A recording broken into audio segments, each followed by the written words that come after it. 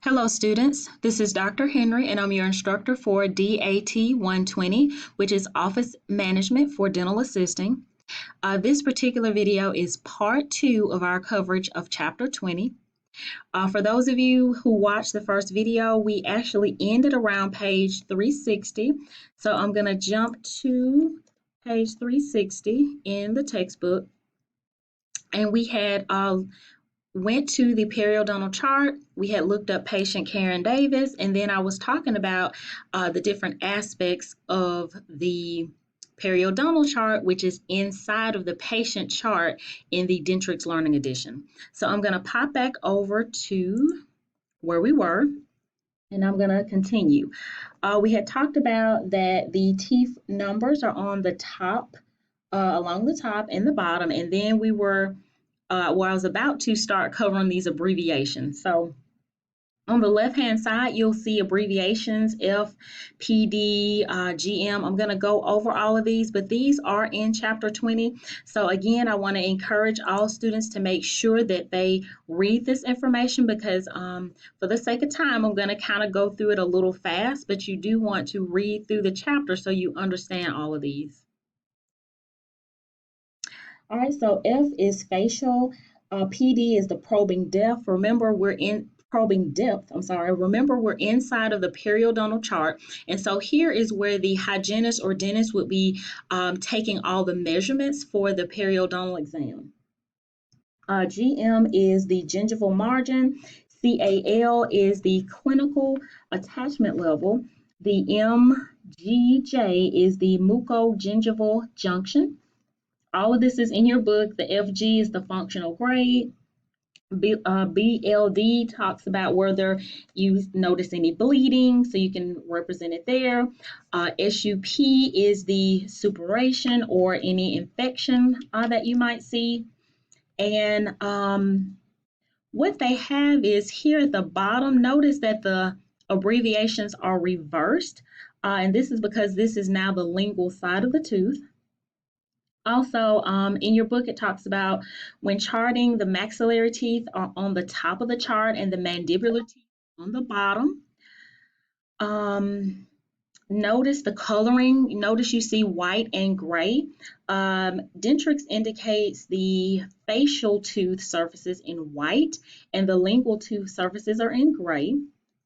Also, here in the center, you have the plaque mobility or bone loss measurements. That's where they would be here in gray.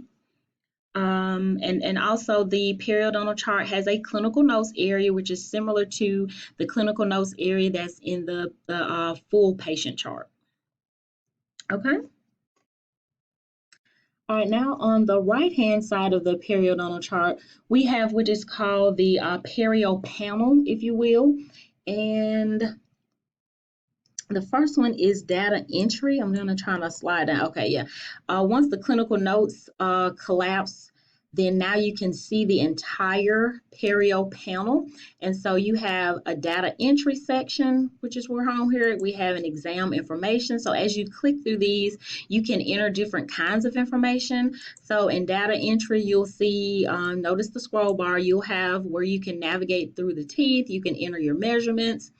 In the exam information, you can put in additional notes. And then the last one is an actual summary. And there again, you have a scroll bar so you can go up and down so you make sure you see everything. All right, now for our patient, Karen Davis, the book tells us to go to tooth number 2. And so at the end of the last video, remember we extracted her molars. And so these little emblems is what's telling us that procedure has been done. So I'm going to go back to the data entry portion of the panel. And it says go to tooth 2, but it's actually already there. And so that's where we want to be. It says you could use the arrows to navigate, if you will, depending on, where you are on your chart. But it wants us to be on tooth number 2 for Karen Davis. Then for her perio charting for tooth number 2, it says we want to enter the depth of 323 for tooth number 2, and that would be her distal, facial, and mesial measurements for tooth number 2. And so it says to use the keypad. If you are in the book with me, I'm at the bottom of page 361. So it says for tooth number 2, we want to use 3, 2, 3, and it says we can use the keypad. Notice it fills in the information for us, and this is her distal, facial, and mesial readings for that particular tooth. So notice the information is here inside of the data entry panel. It is also inside of our periodontal chart. And the book says that it has automatically, once those measurements for that tooth have been completed, it automatically pushed us to the next tooth. So we're currently on tooth 3.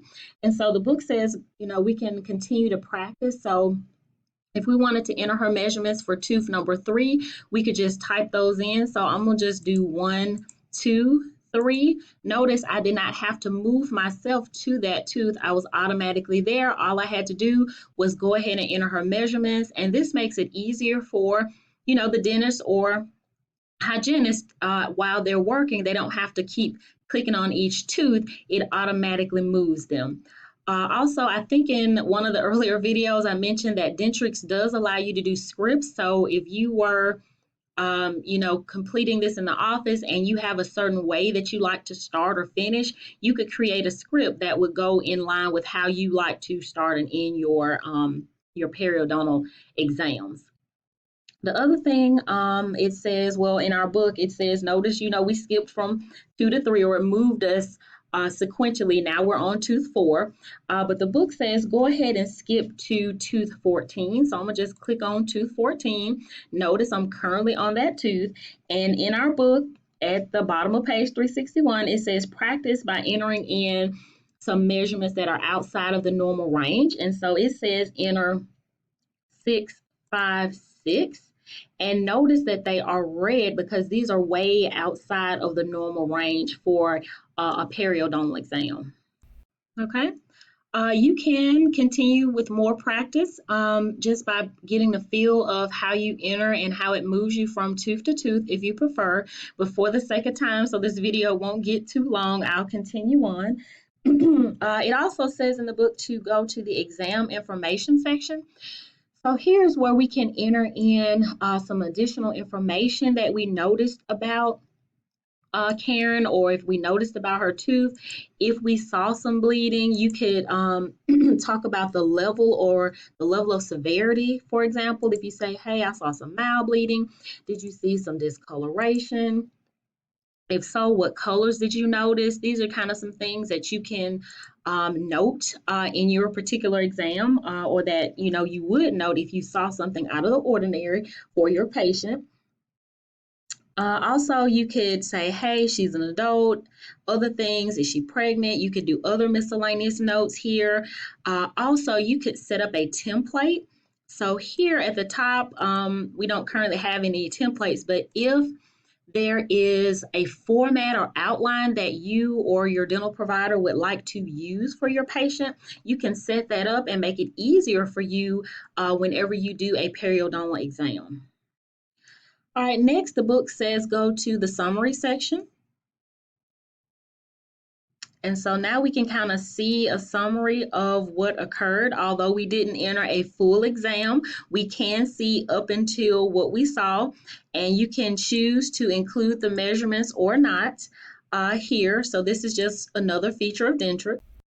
Now the book says to display the periodontal chart as a graphic version or a graphic chart. And you would want to do that, especially if you were trying to educate the patient or give a better visual to your patient. So I'm going to go to this particular toolbar. I need to activate. And so if I rest my mouse on it, it shows me that this icon is the graphic chart. So I'm going to click on it.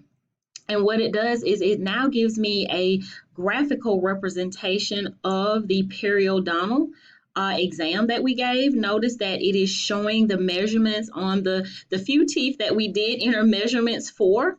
And notice again those levels that are outside of the normal range for that tooth 14, it shows them in red. So if you were trying to explain to your patient what's going on, what does, what do healthy measurements look like versus, those that are not healthy, then this, graphical representation would help you to do that. And you can also print this as well in the full live version of Dentrix.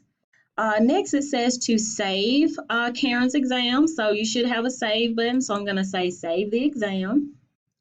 This now completes Chapter 20's look at the periodontal chart and how you would enter a periodontal exam. So I'm going to close out of the periodontal chart. It's going to ask me, am I sure I want to leave the perio chart? And I'll say yes.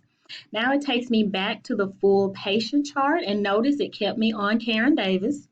I'm now on page 365 in the textbook, and it says we're going to look at treatment plans and how to create treatment plans for patients. And so a treatment plan is where you are giving your patient options for different procedures based on their dental needs. So if they need a root canal or they need surgery or, whatever they may need, or if they need an extraction, you can talk to patients about the condition, and you can also set up different plans, because often there may be more than one way to solve or correct their dental problem.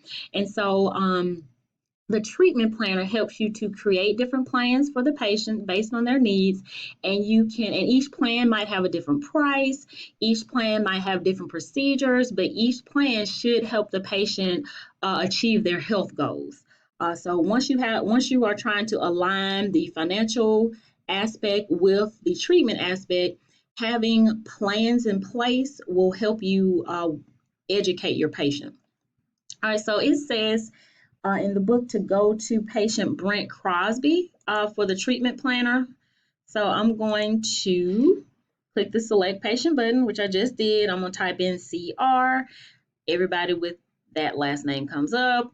I'm going to select Brent, click OK.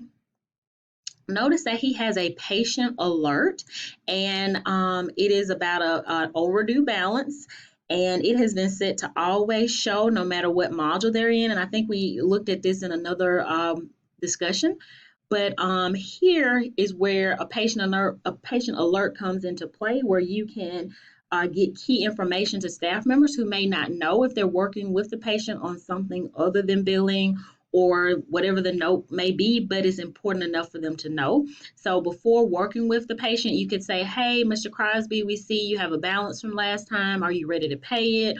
Or would you like to get on a payment plan, etc.? So I'm gonna just click OK, because that was just an example of an important patient alert. And so now it says we're gonna go to the treatment planner. And so if you scroll down on this particular toolbar, you should find the treatment planner. Again, this is another secondary module that you can access from within the patient chart, which is the primary module. Notice, because we're going to another module, and the way this particular alert has been set up, anytime you access anything for this patient, it's going to bring that alert up. So we're going to just say okay again, and now we have the treatment planner up. And so you can maximize it if you desire. Okay, after you have the treatment planner in view, notice that we have 3 different toolbars here, and you should become familiar with what's on each of the toolbars. Now, some of these are identical from what's in the patient chart, so I won't relook at those, but this row here has things that are unique to the treatment planner module. So you have a refresh, you have an update treatment plan fees, you have primary dental insurance notes, secondary insurance notes. Sometimes, certain procedures are or are not covered, and so you may want to pull in different notes related to that. Also, insurance benefits. If the patient has insurance, you can look up or research what their insurance offers or covers prior to explaining the different options to them. You can print, you can change the view, you can copy case notes or information. You can present it to the patient with a more visualized view. And then lastly, if they have other appointments related to this, you can kind of have a shortcut to the appointment book to kind of see how these align.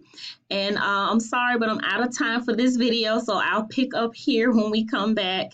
Thanks for watching. Bye.